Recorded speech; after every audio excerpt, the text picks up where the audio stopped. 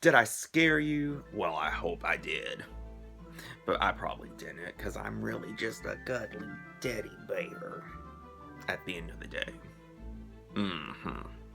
But anyway, I thought since it's the 1st of October, and it's my favorite holiday, or one of my favorites. It goes back and forth between Christmas and Halloween. And I'm not sure if I like Christmas because I get presents and I like presents, and so it kind of reminds me of my birthday, which is my absolute favorite holiday. But I think probably just for the sheer spectacularness of the holiday, I would say Halloween is probably my favorite holiday. I just like Christmas because I'm greedy. But I thought since in honor of Halloween coming upon us, I would try to do like a scary Saturday type thing where I will bring you either personal experiences. No coordination, personal experiences I have. Yeah. Personal experiences I've had, or other my friends had, or even just things that I pull off of the internet that really freaking creeps me out. But so hopefully you will enjoy this series. Let me know if you do, and if you want me to continue with Spooky Saturdays. That what I called it. Wow, can't even remember anymore, but that's what we'll call it, Spooky Saturday. But the first one I'm gonna bring is something that I actually experienced myself, a personal story with the paranormal. But it's we try to go, my friend Laura and I, we try to go every summer on the Hot Springs Haunted Tour. This was the first trip, the first time we ever went on this tour.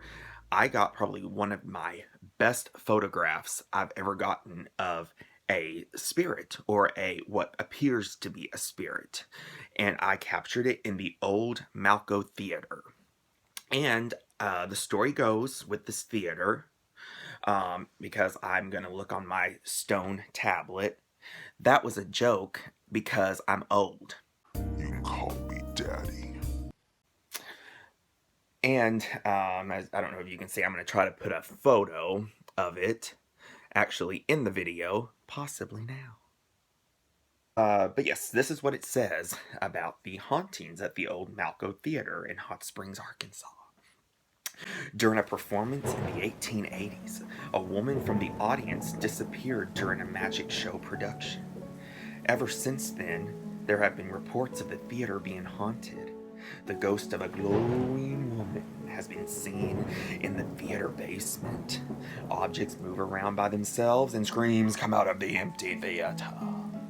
And I guess a little more about the story what I know about it is that it's just that there was like a magician who was kind of known to be dabbling in Satanism and the dark arts, and that's kind of how he was getting his magic to be so perfect, and like that's why he became so famous. I can't really find out his name.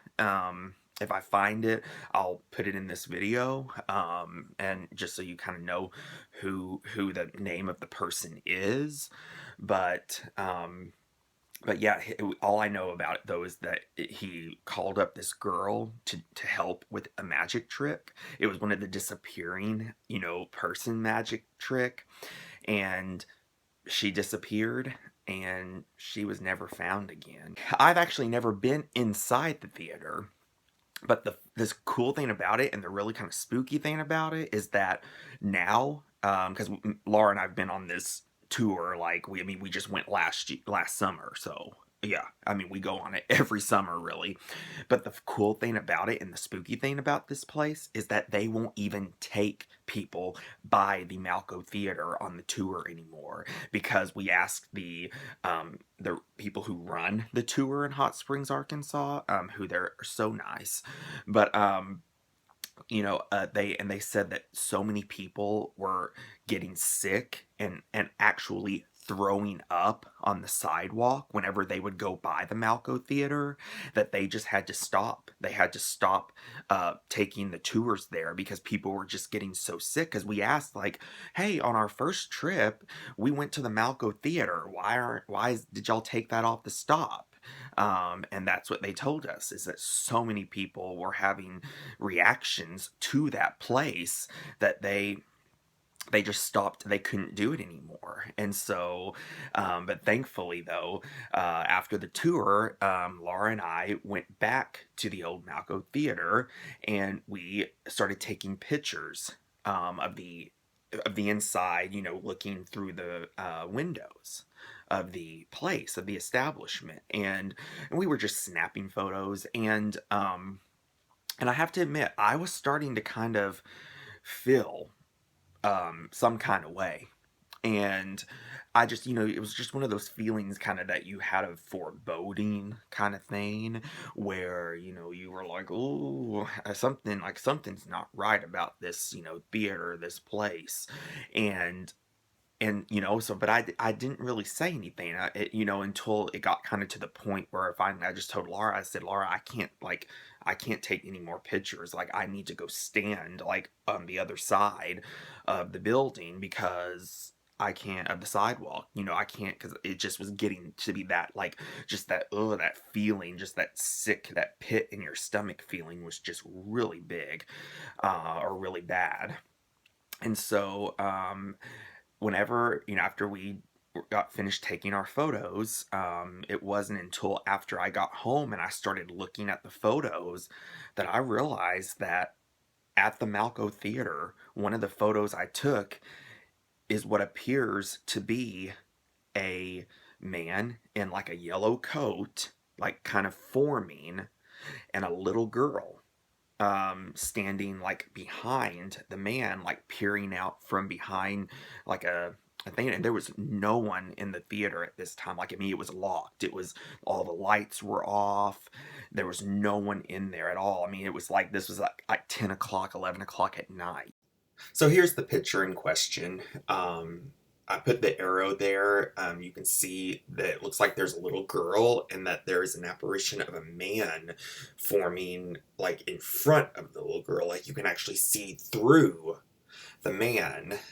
You see the little girl, you know, peering out from the corridor. So, you know, nobody was even around. Like, we didn't even see anyone walking down the street at that point. It was just really, you know, dead. No pun intended. But anyway, so yeah, I mean, it just, that's my first story I wanted to bring on here, because this is probably my best story, or personal experience I've ever had. But yeah, let me know what you think about this.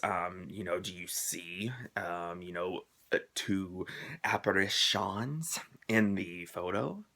Or do you think I've just officially lost my mind? Newsflash, you're a little late to the party about that. But anyway, so there you go, guys. Hopefully you enjoyed this first edition of Spooky Saturday.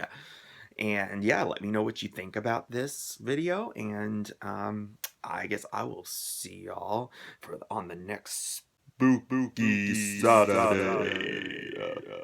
Bye.